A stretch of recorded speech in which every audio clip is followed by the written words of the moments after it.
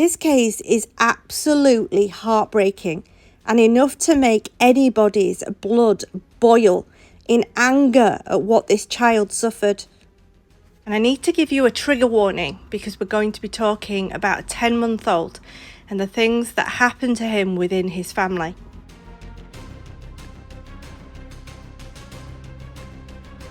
At 2:33 a.m. on Christmas Day 2020, a couple called paramedics said they found their 10-month-old son, Finley, not breathing and was in cardiac arrest. His parents called an ambulance and paramedics swiftly arrived, trying their best to resuscitate the baby whilst transporting him to the hospital. His parents, Finley Boden and Shannon Marsden, told paramedics that he had been poorly recently. He'd had a high temperature, a bit of a cough and a cold. But at 3:45 a.m, he was pronounced dead. Now, in order to find out what actually happened prior to this day, we need to go back in time. What happened to Finley? Was he sick?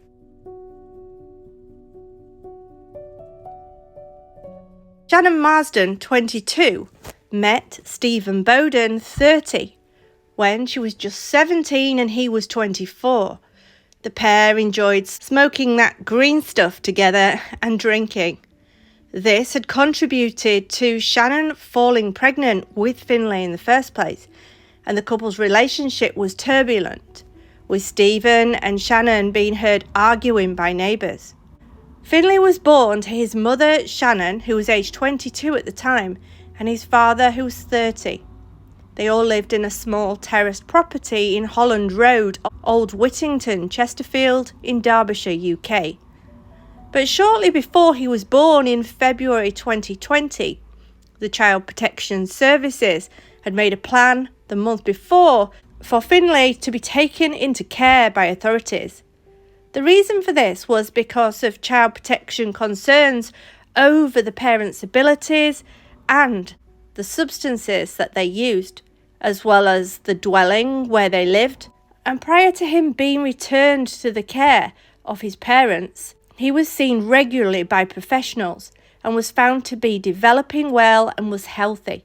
But then he was returned to his parents permanently on the 17th of November that year, as a family court ruling had suggested that there was no reason why he should not return.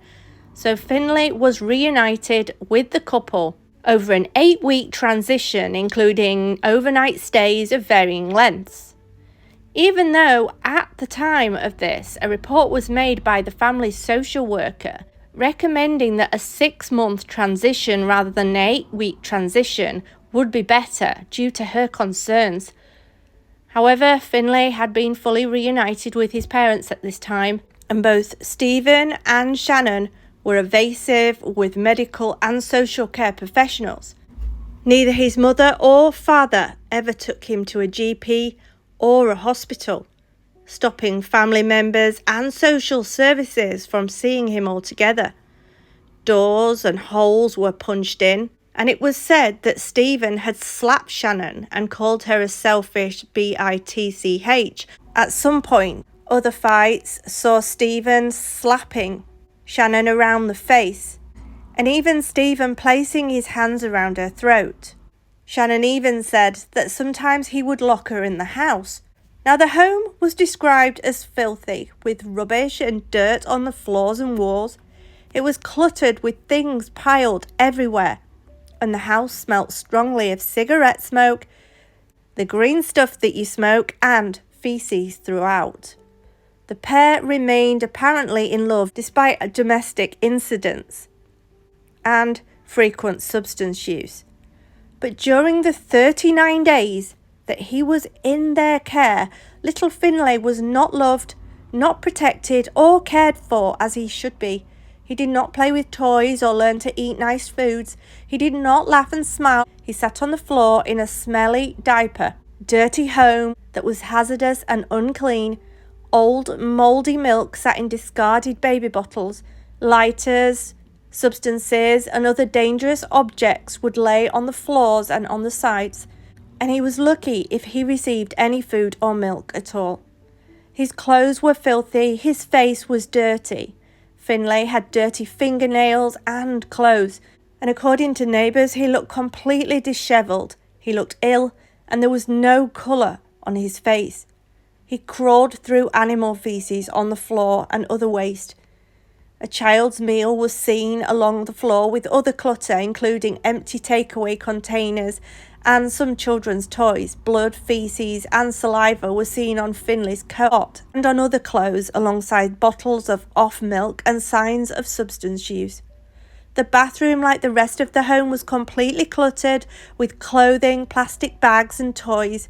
The kitchen was also in a similarly uninhabitable condition, with baby food, bread bottles or squash and dishes sprawled across the counters. The sink was completely filled with dirty dishes, and the floor was likewise messy, with plastic bags, rubbish and takeaway food packages everywhere. But this was not the worst of what Finley would suffer. Whilst living with the pair for 39 days, he sustained over 130 separate injuries, described by the court as a catalogue of appalling injuries. These injuries included 71 bruises all over his body, 57 fractures, which left almost every bone in his body broken by the time he died. Finley's pelvis had been broken in 2 places, possibly from sustained kicking or stamping. There was breaks in his collarbone, shoulder, shin, thigh, pelvis and ribs. He had 2 burns on his left hand, one from a hot surface and probably from a cigarette lighter flame. But he'd only been there in their care for 39 days and died on Christmas Day. Stephen Boden and Shannon Marsden were charged with murdering their son. At one point, the couple were both on bail conditions, not to contact each other, and the pair continued a sexual relationship, frequently meeting up as they remained under investigation for killing their son.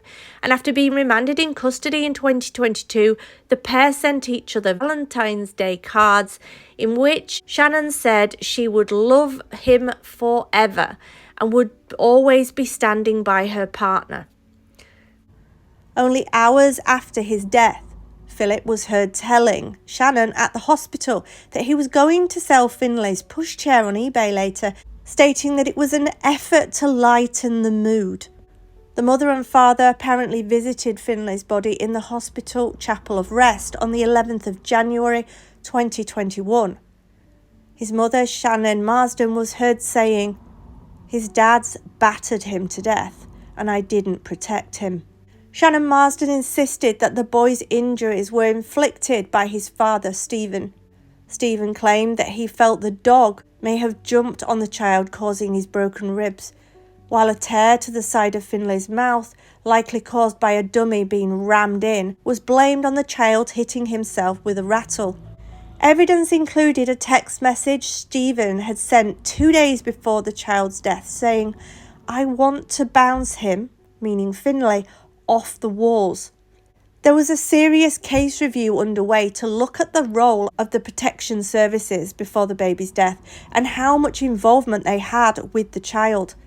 A specialist paediatrician who reviewed Finley's injuries was of the opinion that none of the fractures could be explained by normal events, and that it was her belief that Finley was in severe, protracted pain prior to his death.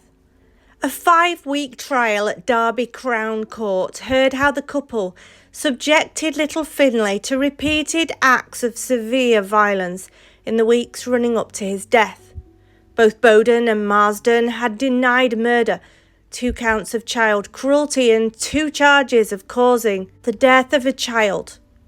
Sarah Bryan, who lived near the family, recalled the violence, the smell of substance abuse of her neighbours.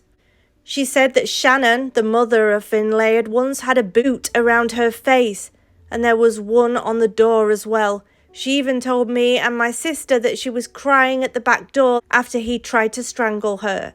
The neighbour blames Derbyshire Council and social service teams. The former neighbour added, "Why would you want to put a child with a couple that aren't stable? that are always fighting, always arguing and violent every day. You wouldn't want that. As a professional, you're there to protect children, not put them in particular danger. They should have been there to protect that boy a lot more than they were. Another neighbour also echoed similar comments, saying that she recalls the terrible conditions of the house. When I could see through the door, when they first came to speak with me, I remember them being piles and piles and piles of rubbish on the floors and dog poo. She explained the type of conditions that she would see him in.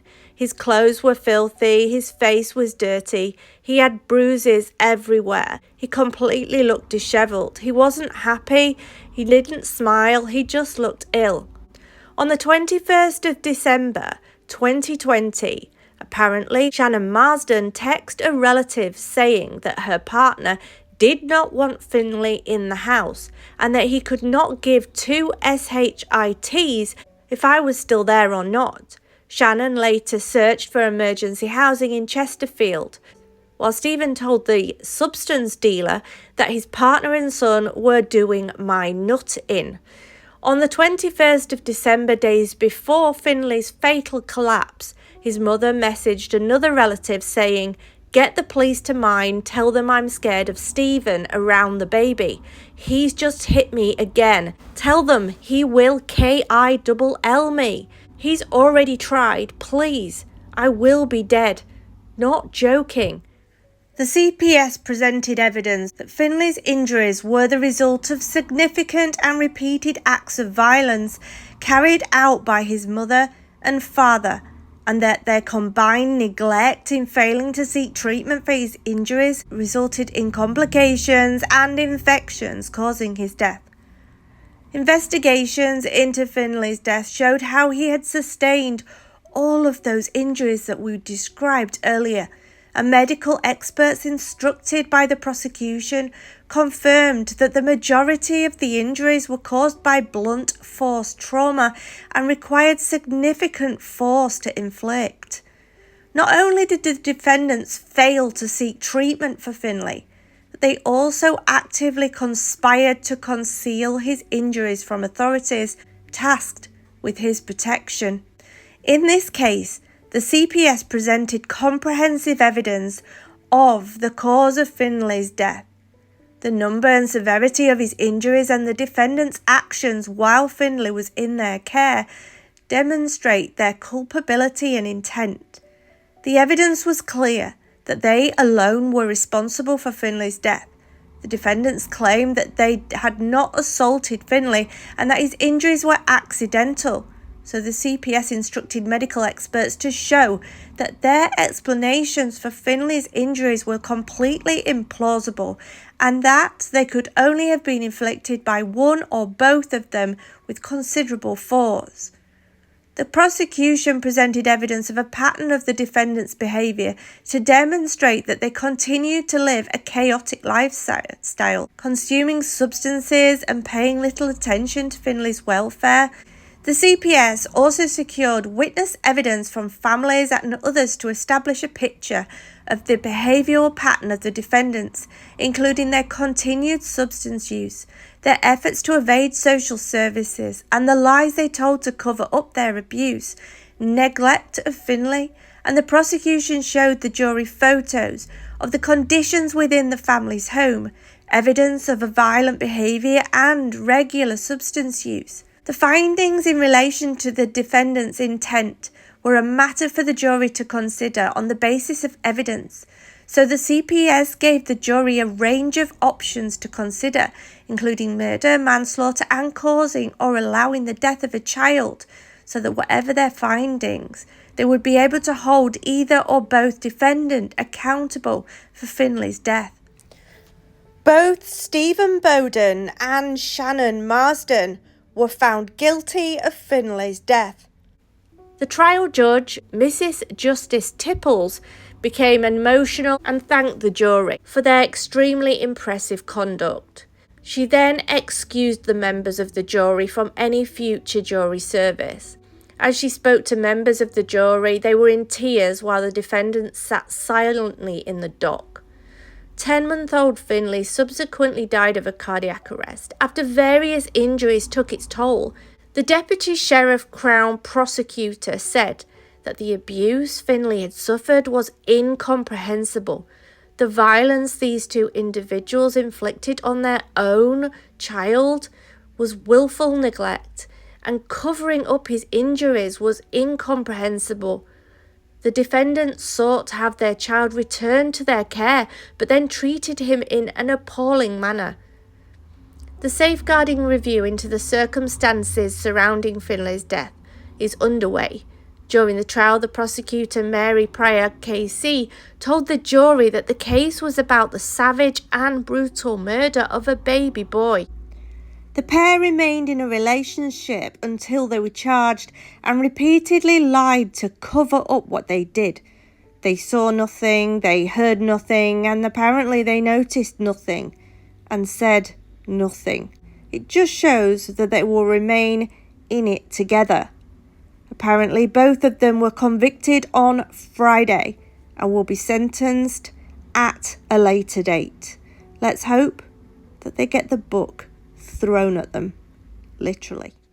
And for Finley and all of his friends and family and everybody that knew him, just know that we continue to tell his story and he will be remembered. And our prayers go out to every single one of you for having to go through this terrible ordeal. Thank you for listening, guys. Take care, and I'll be back with you again soon. Bye.